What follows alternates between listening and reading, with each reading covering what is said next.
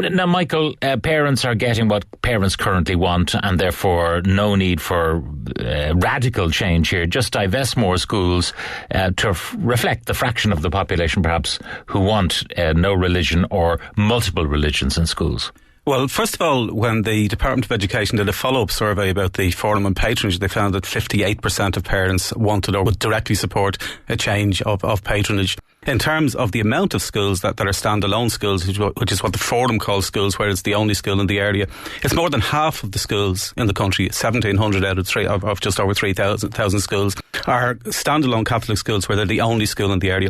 So even with maximum divestment, you will still have most parents only having the option of sending their child to a Catholic school. And the Catholic Church are trying to negotiate that as part of the trade-off for divesting some schools, that they will have a stronger Catholic ethos in the ones that remain. So what's your rooted objection? If the bulk of the people want a Catholic education for their children, however sincere that might be, however well they practice their own faith, but they want it for their kids to pass on something of their heritage, you don't believe that should be in schools at all, or do you? I think that schools should teach about religions and beliefs. I think if Catholics or Protestants or any religious or non-religious belief want to pass on their own religious or philosophical convictions, they can do it themselves.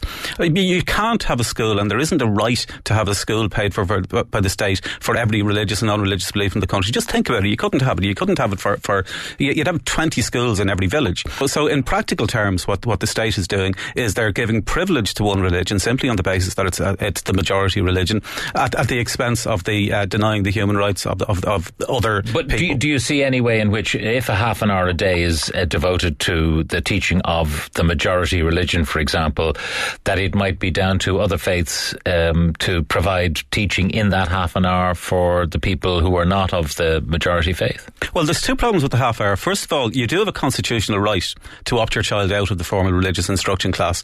In practice, some schools will say, we can't supervise your child, you'll have to come down and look after themselves, and make it impractical to do so. But even if you could, they also, and this is in the Education Act, it's in Rule 68 of national schools, they integrate the religious ethos throughout the entire curriculum. So in practice, you can't opt your child out of the entire school day. I heard the head of the Primary Teachers Union this morning saying that in effect the teaching of religion and ethics and so on comes through in the curriculum. If, for example, you're studying World War II, how could you not look at the Jewish faith, for instance? Of course, and that's quite correct. But what the Education Act obliges the boards of each school to do is to implement the curriculum in accordance with the ethos of the school, not in accordance with a general position of religion and beliefs. So a Catholic school is legally obliged to deliver the curriculum in accordance with a Catholic ethos. So if the teacher was teaching about the Inquisition, they'd have to kind of favour the Catholic side. Well, it's even more insidious than that. There was a submission by St. Patrick's College to the Forum on Pluralism where they integrate religion even into mathematics. That mathematics is done in terms of calculating the times of liturgical periods during the calendar year and so on and so forth. They integrate it into even the most innocuous things. But the most serious thing is that the state is now arguing, and this is why this new course I don't have a lot of confidence in, is the state is now arguing for the first time that they are constitutionally obliged to maintain this religious discrimination. Not merely permitted, but constitutionally obliged to maintain it. How so? Well, this is what we've asked them. They're saying it's an opinion from the Attorney General's office. They won't show us the opinion. They won't tell us what it's based on. We've had numerous legal people saying different views that we've told them, but they're just holding the line on that. We've gradually peeled away the political justifications that they used to be relying on, and they're now moving beyond that and just hiding behind the Constitution. Now, our view is we've a policy called the Schools Equality Pact, and PACT stands for Patronage, Access, Curriculum and Teaching. All four of those areas have to be dealt with at the same time, not any one individually. Okay, I'll read out just the headlines because there's a paragraph with each of them. Patronage, children have a right to attend inclusive public schools. Access, for access, children have an equal right to attend their local public school. C, curriculum, children have a right to objective pluralist education. And the last letter in PACT is T, teaching, teachers have an equal right to work in state-funded schools. Which of those are being not delivered at the moment? All of them. All of them, and they all have to be implemented together. For example, there's a quite correct campaign at the moment to try to get equal access in terms of not having baptism certs as a requirement to get in. But there's no point in getting access to a school that then discriminates against you once you get into it. And how do you feel about people who want a Catholic education for a Catholic child? Well, they're perfectly entitled to it if they do it themselves. Do you mean the state shouldn't fund it? It should be private education. Exactly. You know that secondary schools which are private the teachers are paid for by the state currently. Yeah, primary and secondary schools, and secondary schools, by the way, are religious as well. They all have the same religious ethos. What I'm saying is the private schools, and this was an argument which you've heard on the programme before, the private schools where people are fee paying, the teachers' salaries are still paid for, not to the same ratio as they are in total publicly funded schools, but most of the teachers' pay is effectively paid for by the state. So yeah, and the state is arguing, it's an astonishing position, the state is arguing that it is constitutionally obliged to maintain discrimination against its own citizens in order to buttress religion. David, what do you think of that the state feels there's some constitutional imperative to maintain the status quo? Well, you see, I mean, again, we have to keep coming back to the primacy of parents in this and what they want. I mean, the parents are the taxpayers.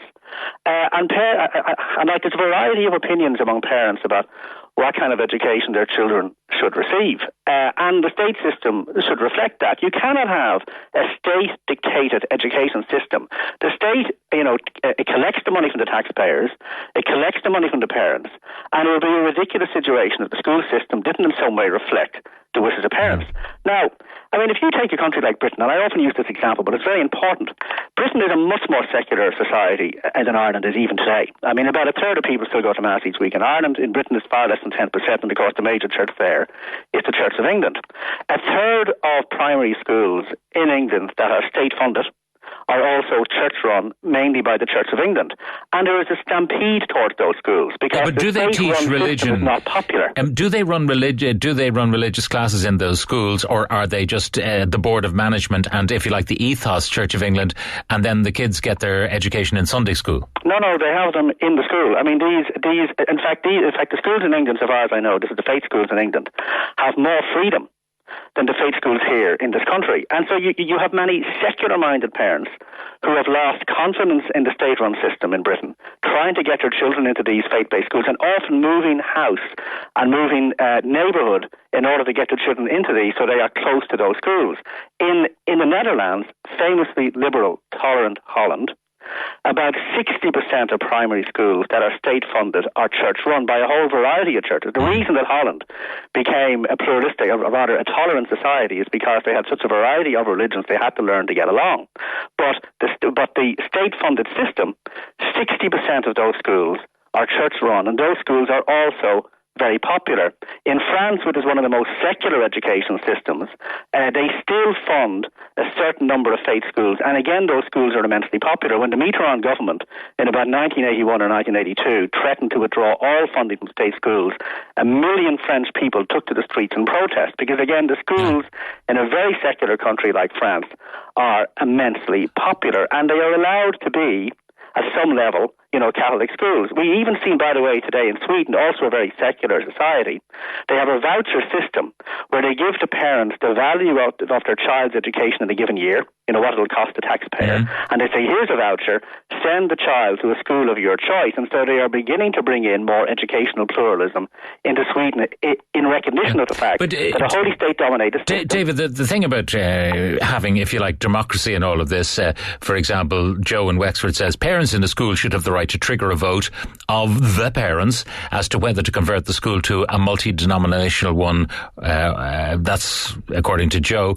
But if you belong to a very minority religion, say you're a Baha'i or something like that, I mean, you'll never get the numbers to vote anything in that'll suit you. But you see, if you go over to a state-run system, the assumption is that this will be the system that makes people the least unhappy, if you catch my drift. Because there's no system that's going to make everybody happy all the time. I know what you mean, David. Yeah. No one is getting what they want, except people who are presumably atheist and believe in no religion. Therefore, if they're not getting any religion in the curriculum, they are the ones who are happy, but everyone else is unhappy. Is that it? No, Pat, that's a very significant point there. We're not looking for atheist schools. That would be the equivalent there. If atheists were looking for schools that actively taught children that there was no God, that would be the other side of the equation. equation.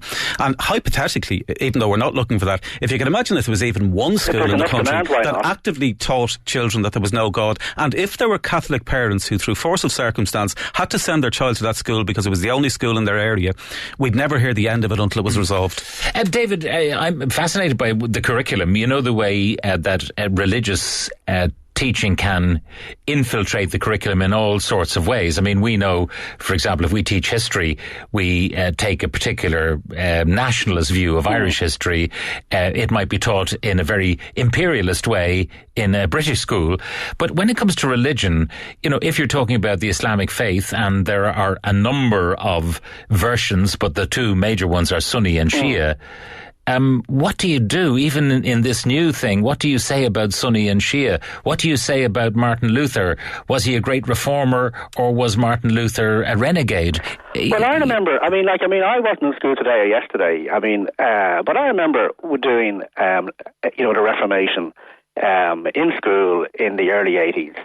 And Martin Luther was actually extremely sympathetically treated in the history curriculum even back then. Well, in my time a bit earlier, David, in my time a bit earlier than that, he was the bad boy. Right, yeah, there's a set of principles known as the Toledo Guiding Principles, which were together by the OSCE, and the purpose of those is to show how to teach about religion and beliefs in an objective, critical and pluralistic manner. And that is the language that is used by the NCCA in this new document. But the difficulty is that the NCCA have told us when we met them about it, they can't enforce this. They can't ensure that it will be implemented in an objective way. And the only state in the OSCE that has rejected the Toledo Guiding Principles is the Holy See, which is the organisation that runs our schools. Okay, David. The idea that the Holy See runs our schools is so completely over the top as to be ridiculous. I mean, the Department of Education is easily the major player in our schools. I mean, that's not what the Education Act says. My main disappointment with Catholic schools is that they do a singularly awful job in communicating the faith to people, because most children, most teenagers come out of school with practically no knowledge of their faith at all, and they don't practice, and often in fact they have scorn for the faith. In the same way, I mean, actually the failure to teach religion properly is on a scale as epic as the failure to teach Irish. I mean, that's about how epic the failure is. Now, there's multiple reasons for that, but actually, most Catholics, so-called, in the sense that they're baptised Catholics, come out of school not practising and with extreme... Well, that's just a lot of them aren't actually Catholics. They're baptised just because their parents have to baptise them. Well, whatever the case may be, Michael, but the point is, they come out of the schools with scant knowledge of the faith and not practising. So, as an exercise in education, or if you prefer indoctrination, to use a loaded word, it is a singular failure, as big a failure as the failure to teach the Irish language properly. Final words from you both. I mean, do you welcome this document? First of all, I'll go to David. Do you welcome this document? Is it time for a good debate about the teaching of religion of whatever kind in schools? I welcome anything that teaches respect for people of all beliefs and none, but I wouldn't like a curriculum going into schools that basically says all religions are really more or less the same. Michael Nugent? Well, I think it's well-intentioned, but unfortunately it can't be implemented until the changes in patronage access curriculum and teaching that the Atheist Ireland Schools Equality Pact outlines are now also implemented. All right, thank you both. Michael Nugent, who's chairperson of Atheist Ireland, and David Quinn, director of the Ireland Institute and columnist with the Irish Independent. Thank you very much.